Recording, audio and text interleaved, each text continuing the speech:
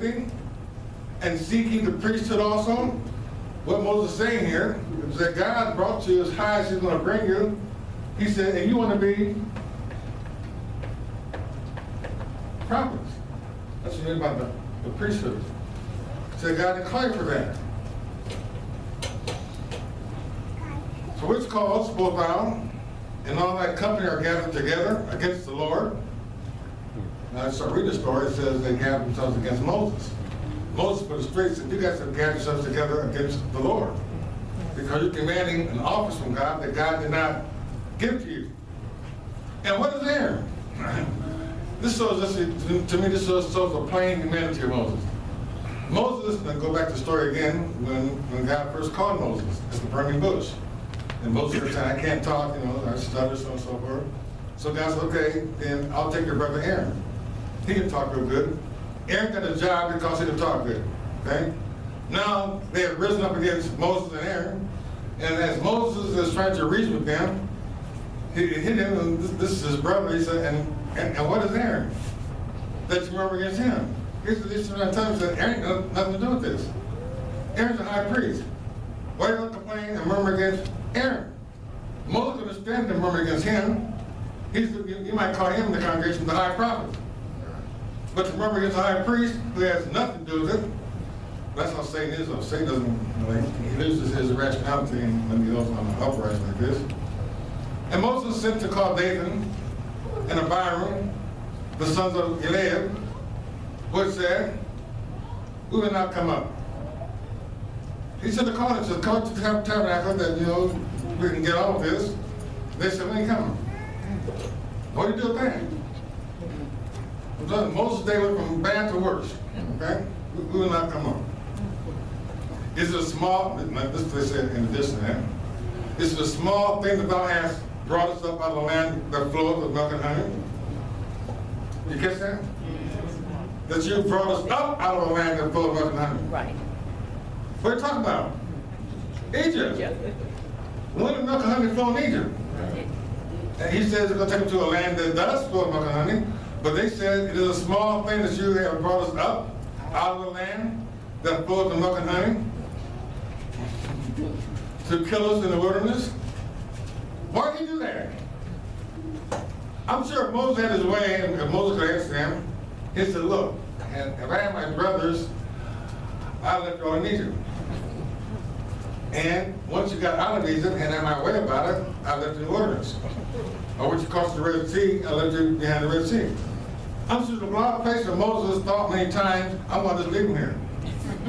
Now, Lord, I went to Egypt. I did what you told me to do. Drive the land of Egypt. Now they're yours. I'm out of here. Who would stick around for this party?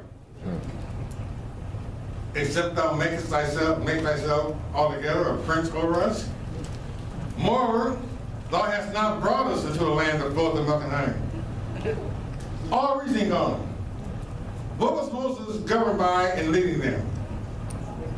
The cloud. When the cloud moved, they moved.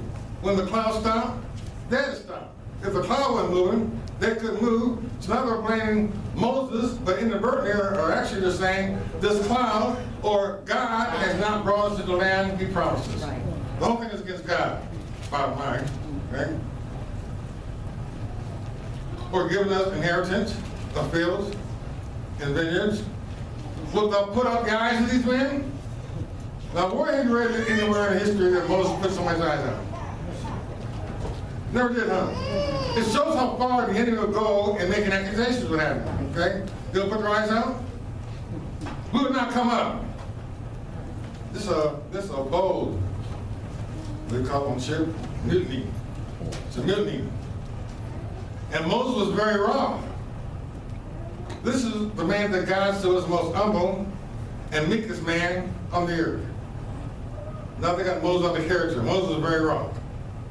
And said unto the Lord, respect not thou their offering. That's the best you could tell God. When God no longer respects your offering, it's over. And Moses told God, he said, don't respect the offering anymore. When they give to you, give it back to them. Don't respect them. I have not taken one ass from them. Neither have I heard one of them, and that's the property he shouldn't. And Moses said unto Korah, be thou, now you got to hold your, this guy couldn't talk. He sure changed, didn't he? Now he tried to reason, tell him to come up, then I come up, so now he gets a command. He's like General Moses. And Moses said unto Korah, be thou and all that company before the Lord, thou and they and Aaron tomorrow, thou and they and Aaron tomorrow, and take every man his censer and put incense in them, and bring you before the Lord every man his censer, 250 censers, thou also and Aaron, each to do his censer. That's not a reasoning statement anymore. He's telling what to do. This is what y'all do tomorrow. You do that, right? And take every man his censer and put incense in them, and bring you before the Lord every man his censer, 250 censers, thou also and Aaron, each to his censer. And they took every man his censer and put fire in them, and laid incense thereon, and stood in the door of the tabernacle of the congregation. I would have said, never mind, Moses. I said, look, no, my bad, sorry, made a mistake. So let's just act like it didn't happen, okay? They went. They got their censers, their prayer instruments, went to the door of the tabernacle, stood in the door of the tabernacle before the Lord. That's not a nerve, don't you think? And Korah gathered all the congregation against them to the door of the tabernacle of the congregation. And the glory of the Lord appeared unto all the congregation.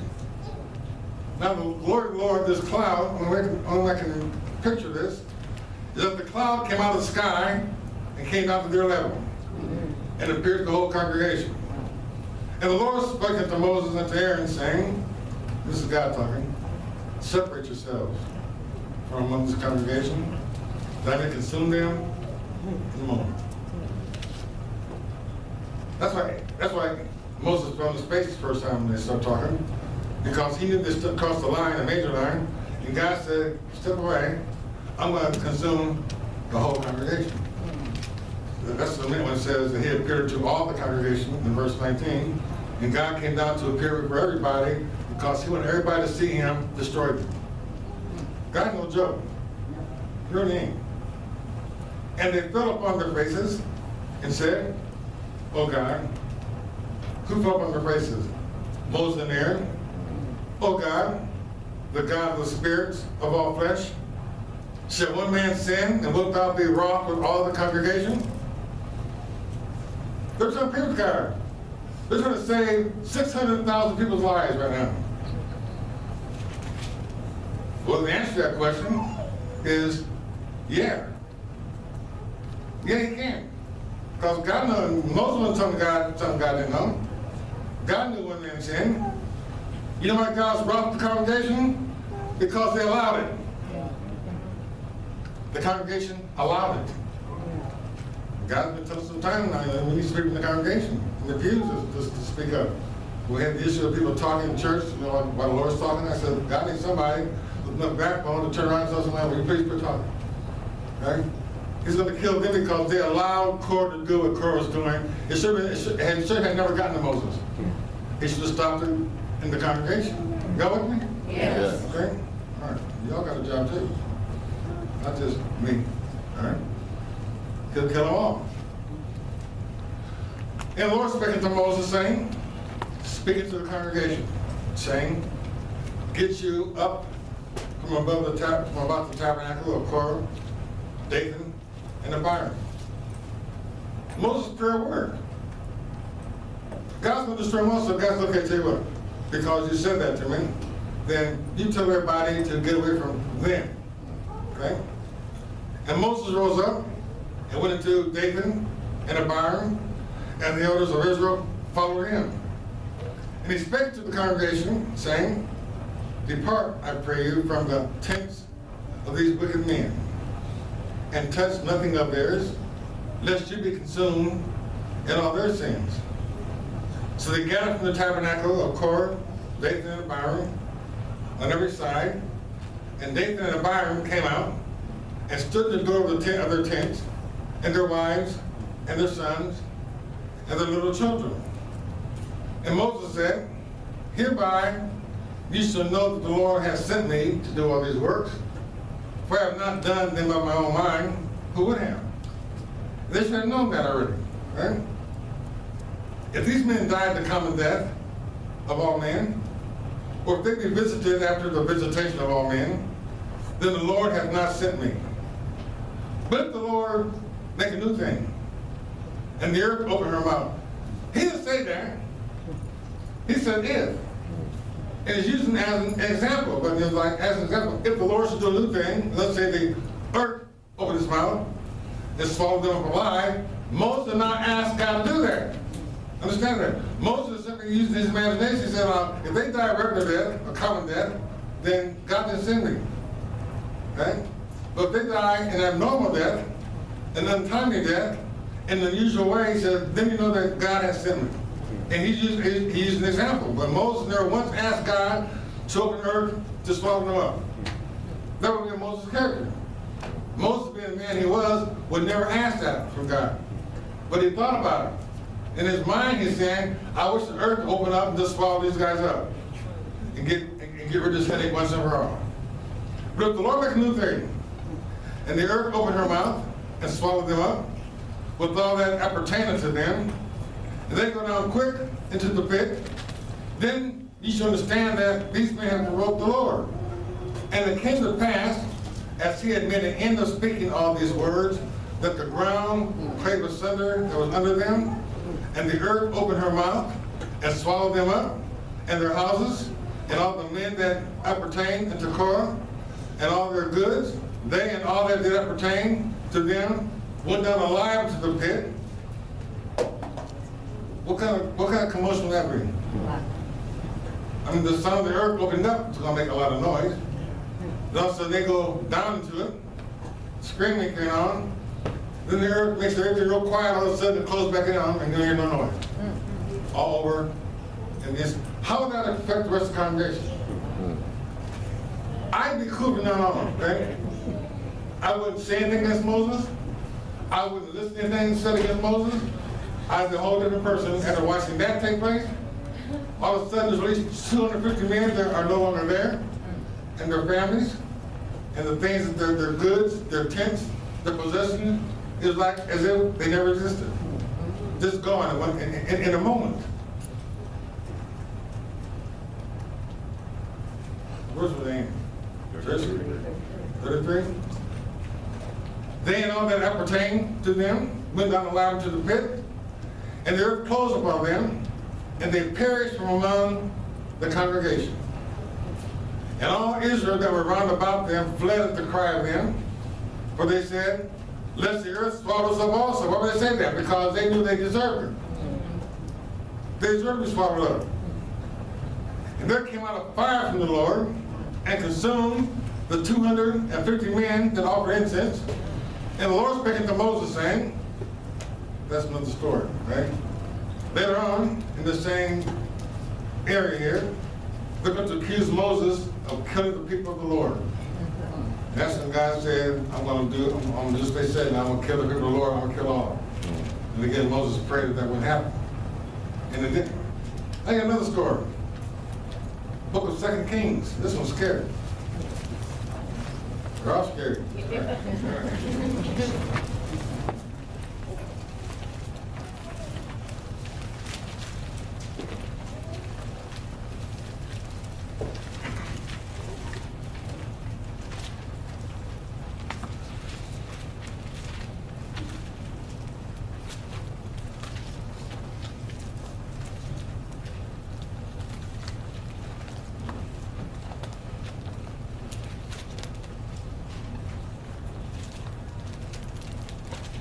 Here's a prophet named Elisha. He's often confused with the name Elijah. Elijah was first. Elijah got caught up to heaven in a chariot of fire. And when his mantle dropped, Elisha cut his mantle and took toward the place the role of a prophet that Elisha once was. Okay? In fact, you can read it. Chapter 2, right? But a story comes up, right? Let's start verse 15. 2 Kings 2:15. When the sons of the prophets which were to view at Jericho saw him, they said, the spirit of Elijah doth rest on Elisha.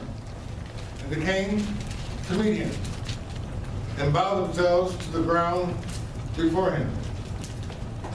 And they said unto him, behold now, there be with thy servants 50 strong men. Let them go, we pray thee, and seek thy master, lest peradventure the Spirit of the Lord hath taken him up and cast him upon some mountain or to some valley. And he said, you should not send. Let us send 50 men to go find Elijah. Okay, let something happen to him. Elijah went to heaven. So Elisha said, don't do it. And when they urged him till he was ashamed, he said, send. They sent therefore 50 men, and they sought 3 days to find him not. When they came again to him, for he tarried at Jericho, he said unto them, did I not say to you, go not?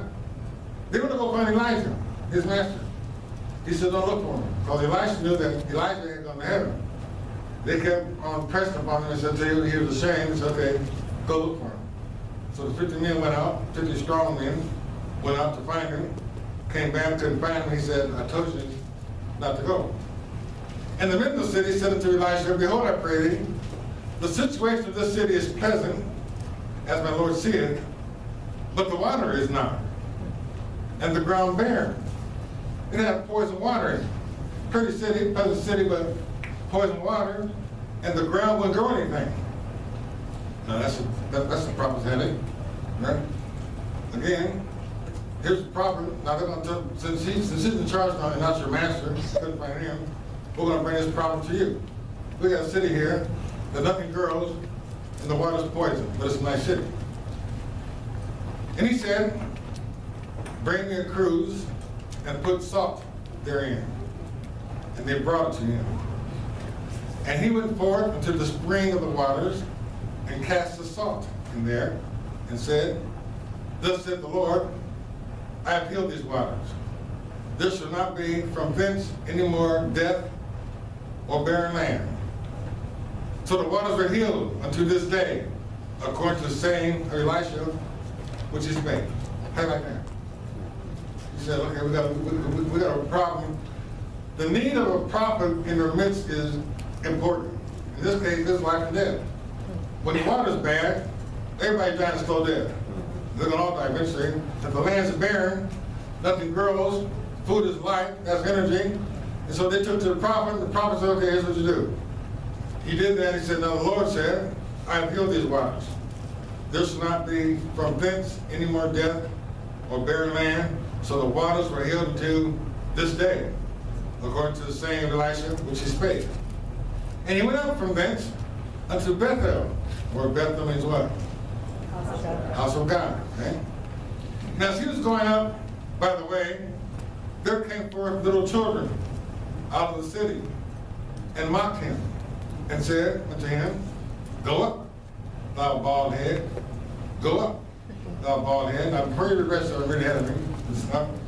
The false prophets would go up, as I say, either by steps to an altar, which God forbade, or they would go to a high place like the guy Balaam did, or to a place where there are green trees, and every green tree, but they always ascend to a high place, okay? And so as he's going up, these kids made fun of him and said, go up, a bald head, go up. And he turned back and looked on them and cursed them in the name of the Lord. That's all he did. He just cursed them. And there came forth, now God did the action. He cursed them, but didn't give any rules for the curse. He just cursed in the name of the Lord for calling him, or for associating him with as a false prophet. Okay? And there came forth 2 she-bears out of the wood, and tear 42 children of them. That's the prophet we're afraid of, don't you think? Yes. The prophet is cursed in the name of the Lord, and from his curse, 2 female bears came out of the woods and killed 42 kids. That's 42, you know, there's parents involved here. Well, where's your kids? Well, they were marking the property. And the property